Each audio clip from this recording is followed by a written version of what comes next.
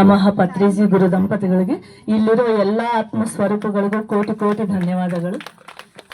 ಇವತ್ತು ನಾನು ಬಂದಿರೋ ವಿಷಯ ಏನಂತಂದ್ರೆ, ನಾಳೆ ಫೆಬ್ರವರಿ 23ನೇ ತಾರೀಕು ನಮ್ಮ ಪತಂಜಲಿ ಪಿರಮಿಡ್ ಕರ್ನಾಟಕದಲ್ಲೇ ಫಸ್ಟ್ ಪಿರಮಿಡ್. ಮೋಸ್ಟ್ಲಿ ಇಲ್ಲಿರುವ ಎಲ್ಲಾ ಮಾಸ್ಟರ್ಸ್ ಕೂಡ ಅಲ್ಲಿಂದ ಕಲ್ತವ್ರೆ, ಸೀನಿಯರ್ ಮಾಸ್ಟರ್ಸ್ ಎಲ್ಲರೂ. ನಿಜವಾಗ್ಲೂ ನಾನು ಆ ಪಿರಮಿಡ್ಗೆ ಹೋಗಿದ್ದೆ ಕ್ಯೂರಿಯಾಸಿಟಿಯಿಂದ. ಪ್ರತಿಯೊಬ್ಬರು ಮಾಸ್ಟರ್ ಬಂದು ಹೇಳ್ತಾ ಇದ್ದಾರೆ, ಅಲ್ಲಿ ನಾನು ಕಲ್ತಿದ್ದು ಧ್ಯಾನ ಅಲ್ಲಿಂದ ಶುರುವಾಯಿತು ನನ್ನ ಧ್ಯಾನ ಪ್ರಯಾಣ ಅಂತ ಹೇಳಿದಾಗ ನಾನು ಹುಡುಕುವಂತ ಹೋಗಿದ್ದೆ ಅಲ್ಲಿ. ನಿಜವಾಗ್ಲೂ ಅಲ್ಲಿ ಹೋದ್ಮೇಲೆನೆ ನನ್ನ ಒಂದು ಈ ಆಧ್ಯಾತ್ಮಿಕ ಜೀವನದಲ್ಲಿ ಬೆಳಕನ್ನು ಕಂಡಿದ್ದು. ನಾನು ನನ್ನ ಜೀವನದಲ್ಲಿ ಒಂದು ಸಾರ್ಥಕ ಕಂಡಿದ್ದು ಅಂದ್ರೆ ನಾನು ಪಿರಮಿಡ್ಗೆ ಹೋಗಿ ಧ್ಯಾನ ಮಾಡಿದಾಗ.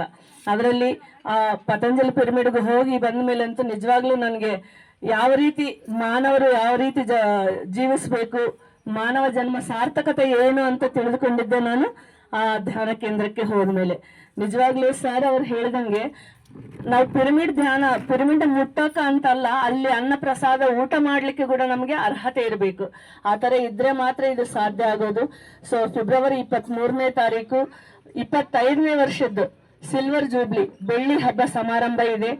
ದಯವಿಟ್ಟು ಎಲ್ಲರೂ ವಿಶೇಷವಾಗಿ ಹೊಸಬರನ್ನ ಕರ್ಕೊಂಡ್ ಬನ್ನಿ. ಯಾಕಂದ್ರೆ ನಮ್ಮೆಲ್ಲರಿಗೂ ಗೊತ್ತು ಈಗಿನ ಕಾಲದಲ್ಲಿ ಹೆಚ್ಚು ಇರೋದೇನಪ್ಪಾ ಅಂದ್ರೆ ಟೆನ್ಷನ್, ಬಹಳ ಅವಸರ, ಏನೇ ಆಗ್ಲಿ ಭಯ, ಚಿಂತೆ. ಈಗ ಕಾಣ್ತಾ ಇರೋದು ಎಲ್ಲರಲ್ಲಿ ಇವೆ. ಆದ್ರೆ ಮಾನವನ ಜನ್ಮ ಅಂದ್ರೆ ಬರೀ ಕಷ್ಟ ನಷ್ಟ ಸಮಸ್ಯೆ ಚಿಂತೆ ಅಲ್ವೇ ಅಲ್ಲ. ಪ್ರತಿ ಕ್ಷಣ ಆನಂದವಾಗಿರ್ಬೇಕು. ನಮ್ಮ ಸುತ್ತಮುತ್ತ ಇರೋರ್ನು ಕೂಡ ಆನಂದವಾಗಿ ಇಟ್ಕೋಬೇಕು. ಆ ಶಕ್ತಿ ನಮ್ಮ ಧ್ಯಾನಿಗಳಿದೆ. ಅದರಲ್ಲಿ ನಮ್ಮ ಹೆಣ್ಮಕ್ಳು ಹೇಗಿದ್ದಾರೆ ಅಂದ್ರೆ, ಒಂದು ಹೆಣ್ಮಕ್ಳಿಗೆ ಒಂದು ಮಾತಿದೆ, ಎಲ್ಲೆನ್ನ ಹೋಗ್ಲಿ ಬರೀ ಅವ್ರ ಬಗ್ಗೆ ಇವ್ರ ಬಗ್ಗೆ ಅಂದಾಡ್ಕೊಂತಾರೆ, ಇಲ್ಲೂ ಸಲ್ಲದ್ದು ಮಾತಾಡ್ತಾರೆ. 3 ಹೆಣ್ಮಕ್ಳು ಸೇರಿದ್ರೆ ಸಾಕು ಅದಾಗ್ಬಿಡುತ್ತೆ ಇದಾಗ್ಬಿಡುತ್ತೆ.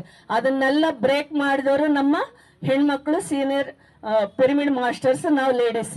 ಯಾಕೆ ಅಂದ್ರೆ ನಾವು ಯಾರಾದ್ರೂ ಬಂದು ನಮ್ಮ ಹತ್ರ ಕಷ್ಟ ಹೇಳಿದಾಗ ಕೇಳಿಸ್ಕೊಂಡ ತಕ್ಷಣ ಹೇಳ್ತೀವಿ, ನೀವು ಧ್ಯಾನ ಮಾಡಿ ಅಲ್ಲಿಗೆ ಹೇಳಿ ಸುಮ್ನಾಗಲ್ಲ. ಮತ್ತೆ ಅವ್ರ ನಂಬರ್ ಇಸ್ಕೊಳ್ತೀವಿ, ಅವ್ರನ್ನ ಮತ್ತೆ ಕೇಳ್ತಾ ಇರ್ತೀವಿ, ನೀವೇನೈತಿ ಮಾಡ್ತಾ ಇದ್ರಾ, ಮಾಡ್ರಿ, ಬಿಡ್ಬೇಡ್ರಿ, ಮಾಡ್ರಿ. ಮತ್ತೆ ಅವ್ರ ಬಾಯಿಂದಾನೆ ಬರ್ಬೇಕು, ಹೌದು ನಾನು ಮಾಡ್ತಾ ಇದ್ದೀನಿ, ನನ್ನಲ್ಲಿ ಚೇಂಜ್ ಇದೆ, ಅಲ್ಲಿವರೆಗೂ ನಾವು ಹೋರಾಡ್ತೀವಿ. ಇದು ನಮ್ಮ ಹೆಣ್ಮಕ್ಳ ಶಕ್ತಿ ಇರೋದು. ಸೊ ಈ ರೀತಿ ಎಲ್ಲಾ ಹೆಣ್ಮಕ್ಳಿಗೆ ಇದೆ ಇದು.